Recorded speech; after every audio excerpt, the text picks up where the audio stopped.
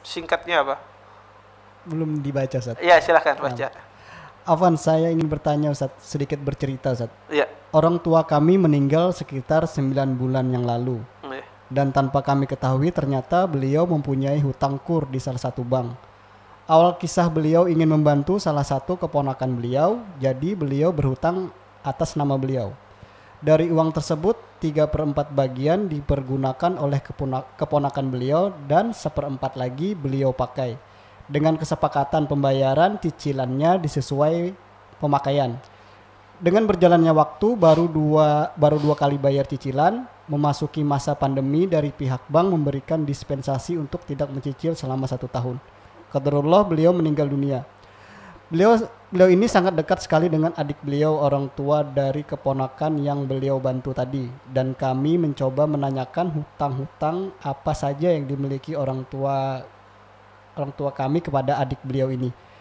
Dan di situ kami baru tahu kalau beliau ada pinjaman kur di bank dengan menjaminkan salah satu surat kendaraan.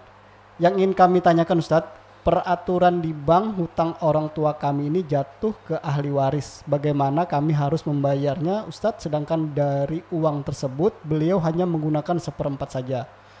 Dan kesepakatan itu pihak bank pun mengetahui bahwa orang tua kami hanya menggunakan 1/4 saja. Yang jadi permasalahannya, Ustadz, keponakan beliau ini tidak bertanggung jawab. Jangankan untuk hutang ini, Ustadz, tanpa sepengetahuan kami.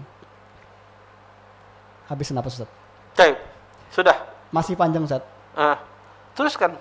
Ternyata gaji orang tua kami pun habis dijaminkannya di bank lain lagi oleh keponakan beliau ini. Dan ternyata orang tua kami seperti mengemis setiap bulan untuk meminta hak beliau kepada keponakan beliau ini.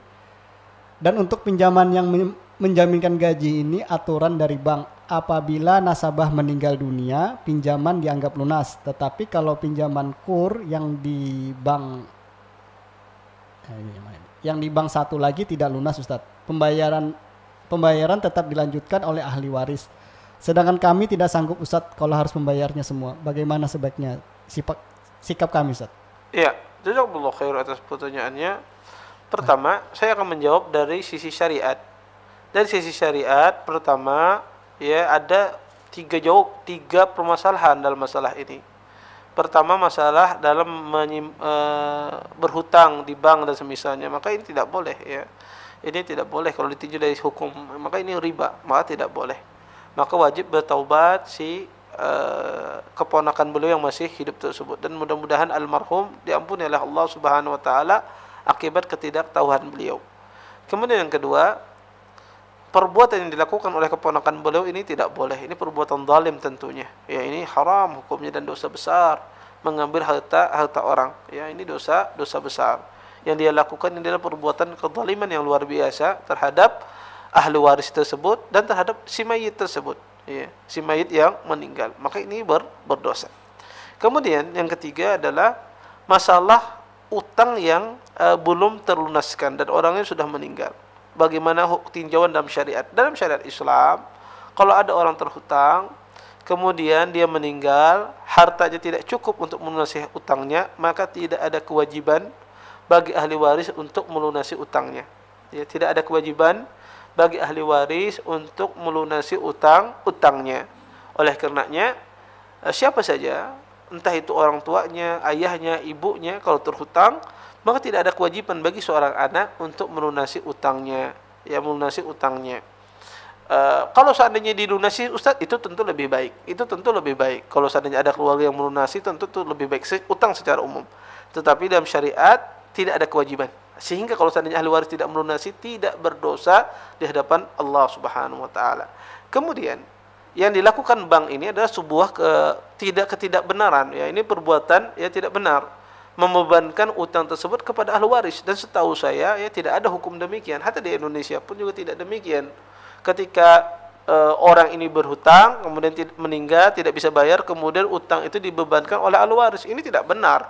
Dan setahu saya juga tidak ada aturan yang semacam ini. Maka ini tidak benar. Ya, mungkin bisa nanti ditanyakan kepada ahlinya dalam masalah ini. Ya, karena tidak ada utang itu dipindahkan ke orang lain, dipindahkan ke ahli waris. Kecuali mungkin maksudnya adalah kalau ingin bebas anggunannya, jaminannya harus dilunasi utangnya, mungkin itu maksudnya. Tapi kalau bank itu melimpahkan utang tersebut kepada ahli waris karena ini meninggal harus ahli warisnya bayar, maka ini tidak benar. Ini berbuat zalim terhadap ahli warisnya. Ya, karena bukan mereka yang berhutang, tetapi adalah bapaknya, bukan mereka. Dan setahu saya juga tidak ada ya, aturan demikian. Ya, aturan demikian. Tapi nanti mungkin bisa dicek lagi, ditanyakan kepada ahlinya dalam masalah ini. Intinya yang ingin saya garis bawahi, tidak ada kewajiban Anda dalam syariat untuk melunasi utang tersebut. Apalagi Anda tidak mampu, maka tidak ada kewajiban. Tidak ada kewajiban. Ya, tinggal nanti diselesaikan secara hukum negara, ya. Apakah betul yang harus ada ahli waris yang melunasi? Kalau ahli waris tidak melunasi seperti apa? Maka saya kira hukum di Indonesia pun juga tidak demikian. Ya, tidak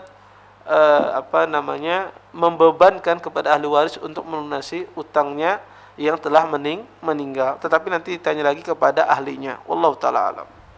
Nah, Ustaz, syukron jazakumullahu khairan atas jawaban yang antum berikan, Ustaz. Semoga bisa dipahami oleh penanya tersebut.